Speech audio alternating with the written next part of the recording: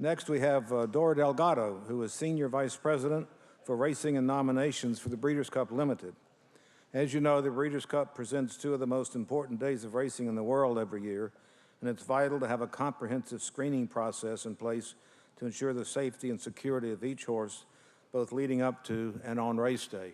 And so Mrs. Delgado is going to explain what the Breeders' Cup system is for this. Dora Delgado.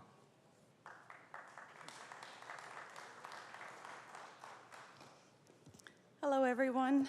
I'm going to say right off the bat that I've been recruiting horses for the last couple of months and have had no time to prepare any of this, so if I fumble along the way, forgive me, but I won't have any math in mine either. I wanted to say right off the bat that Breeders' Cup is very fortunate in the fact that we have enough resources to achieve a lot of what everybody wants in racing, which is safety, security, and integrity.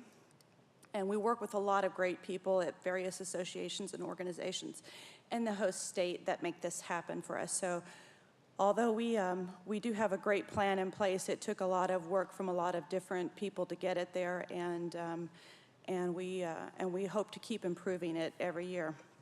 The number one reason we have put in place a system of monitoring, training, and activities is safety. The safety of our equine and human athletes is paramount in all things we do. It's our goal to provide a safe, fair, and consistent surface for all our equine and human athletes. And it's paramount to us to provide an intensive week-long veterinary inspections day after day, both physical and observing on track, to make sure that none of our runners exhibit any issues that could compromise their safety or any of the riders while they're racing in our event. And we also want to make sure through our security plan that we have no outside forces tampering with their health or security or the integrity of the event. As I said, we work closely with our host track and our host state racing commissions, and we make sure all communication lines have been opened between the parties. That's what we found to be our number one issue with nearly every state that we went to, is that every association and every organization has their own hierarchy, their own communication trees, and getting the different parties to talk to one another so that we have a comprehensive and complete communication program in place before we get actually to race day has been one of our goals, and we've come so far in the last couple of years in doing that.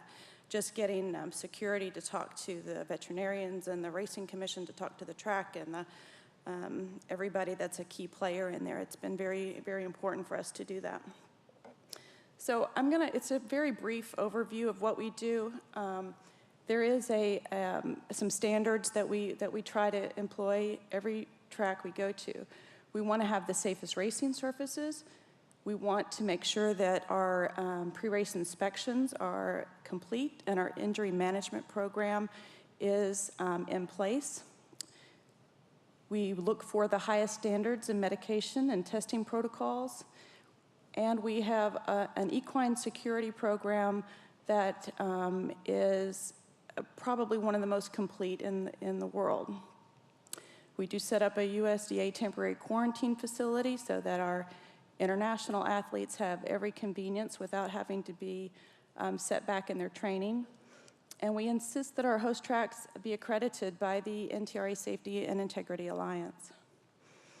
So our first point is our racing surface.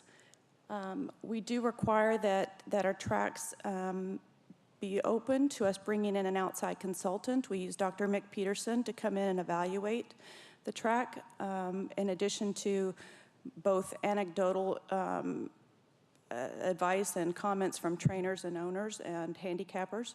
We do look to make sure that there are no track biases.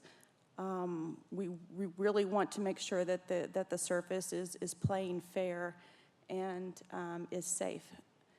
So we do get the injury reports from Encompass to make sure that any injuries on track are being reported, and that if there's an issue, we can address it before we actually get to Breeders' Cup.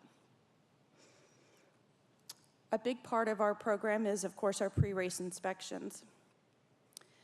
We have compiled a team of regulatory veterinarians from around the world. We have Canada represented, we have Great Britain, and then we bring in our American vets, Kentucky, Florida, New Jersey, and Pennsylvania. We work with the CHRB this year, of course, in meshing those two teams together, but our goal is to make sure that all runners, once they get on the grounds, are seen at least 3 times by a team of Breeders' Cup and CHRB veterinarians. They are looking at the horse as a physical inspection. They're looking at the horse when he goes to the track. So part of our way of identifying those horses is to provide Breeders' Cup embroidered saddle towels for all of our runners with their name on it and the race that they're competing in. It helps the veterinarians, it helps the track officials know who's out on track and how they're performing. We do work together, like I said, on the communication plan and the injury management plan. Our philosophy is plan for the worst and hope for the best.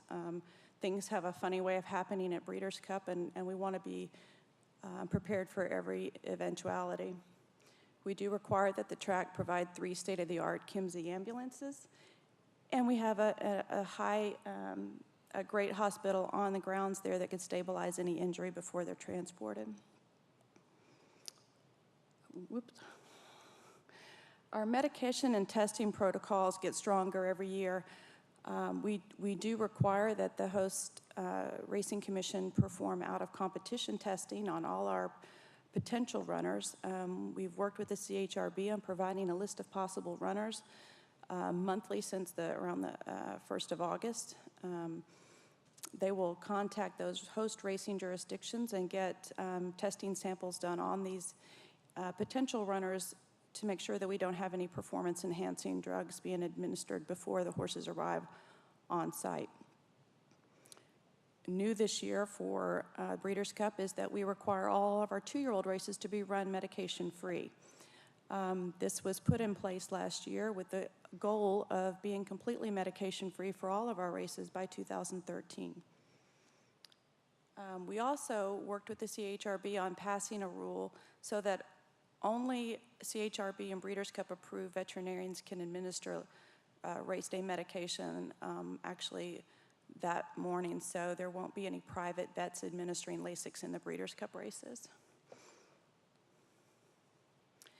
I'll briefly go through. We enacted 2 rules, the prohibited substance rule and the convicted trainer rule.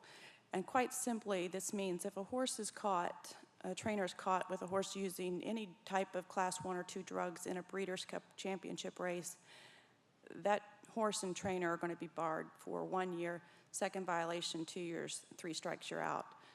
The convicted trainer rule is the same sort of penalties, but with the stipulation that you can't be caught using any violation of any of these drug policies of class 1 or 2 category A's in the 12 months preceding the Breeders' Cup. This is, of course, dependent on the racing jurisdictions giving us the most complete information they have on any violations. We work with the RCI and we try to stay on top of this. We have found the trainers at the top of our game are not usually the violators on this, but it is something we watch very closely. And of course, anabolic steroids, we've long had this in place where there will be a 1-year suspension if you're caught using steroids in the Breeders' Cup. Our post-race testing is mandatory on the first 4 starters and at least 1 other horse in the race. We feel that this is the best way to secure the integrity of our event and to make sure that nobody is doing anything that they shouldn't be doing. Also effective this meet, along with the CHRB, suspended clenbuterol usage with a 21-day withdrawal. So we have been very hard at work getting the word out to all the trainers that are going to be coming into California so that they don't get caught up in this. We do provide pre-race testing for any competitor that wants to test his horse before they actually enter or run. So our medication and testing protocols going forward, like I said, beginning in 2013, all of our championship races will be run medication-free. We will continue to work with all of the relevant agencies and organizations to adopt the recommended model rules whenever we can. Our philosophy at Breeders' Cup is that we would never detract from a rule in a state, but we would always like to enhance it to make it the best it can be. We do have a medication and safety committee. It's chaired by one of our Breeders' Cup directors, Helen Alexander. And this committee meets regularly to discuss what's going on in the industry and ways to adopt rules and regulations to the Breeders' Cup so that we make sure our event is the safest and conforms to the highest levels of international racing. Also, again, as I mentioned, the championships, when we look at host sites, we look to make sure that those tracks are complying with the NTRA Safety and Integrity Alliance guidelines. Our equine security program is been kind of a work in progress. Last year was the first year where we had a fully integrated security team. And by that I mean working with the state racing investigators, a private security force watching each horse, and our own Breeders' Cup trained investigators. Altogether, that force numbers over 125 people. And it's, when you have 180 plus runners, it's very key that they all have eyes on them. We have found that by putting officers on each horse, or at least on every 2 or 3 horses, that it's acts as what security is supposed to do, which is a deterrent. We don't anticipate catching anybody in the act. What we hope to do is prevent them from the thought entering their head. So we will have a security force that will watch all the Breeders' Cup runners. They are under 24-hour surveillance, 72 hours out from the event. So horses that are racing on Friday need to be on the grounds by noon Tuesday, horses that are racing Saturday by noon Wednesday. Each officer is assigned a horse. They keep a daily log of who comes in, who goes out, what they did. They check credentials. In short, they make sure that everything that's going on with that animal is noted and that there's a record of it. Our logistical problem with this equine security force is that trainers are never just in Breeders' Cup barns. When you have 180 runners, they are in pretty much every barn a racing facility has. So it could be anywhere from 35 to 40 barns with 12-hour shifts. Our officer team gets up to be around 120 officers. So there's a lot of a learning curve. There are a lot of officers that have to be hired with a very short amount of time. We worked with Mary Scalay last year on a great training video and documentation manual for those officers so that they could get caught up to speed fairly quickly, and that was a terrific thing that we're employing this year as well. We did replace the TRPB big event team last year, and that was only to hire the investigators ourselves and work with them more directly so that our chain of command and our communication tree was more direct. We found that if we put the power with their host racing commission, and they have a team of investigators that can enhance their own team and it can pass what they want down to the officers, everybody feels like they're on one team and they're working together towards a common goal.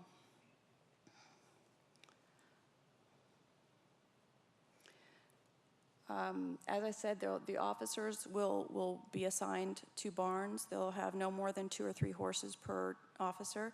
The investigators will be assigned to quadrants. So much like a military operation, everybody's got a commander, everybody's got a higher up that they can go to if there's an issue.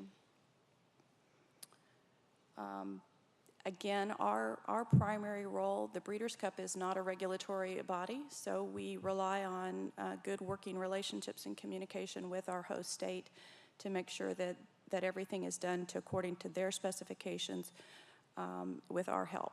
As I said, we have the resources to bring in what they would need to get the job done, and it's our pleasure to do that. But they ultimately do have the authority to enforce any rules or regulations.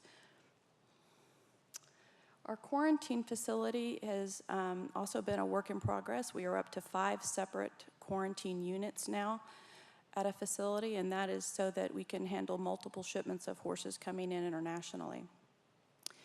Our horses, when they come in, we don't want them to lose any training time, so that they come in, they get their blood tested, and are cleared within 42 hours. So during that time, they can walk under shed rows. We make sure each quarantine unit has a shed row that they can walk and keep fit in until they can actually physically go to the track. That facility is under the USDA's watch. That's it. Thank you.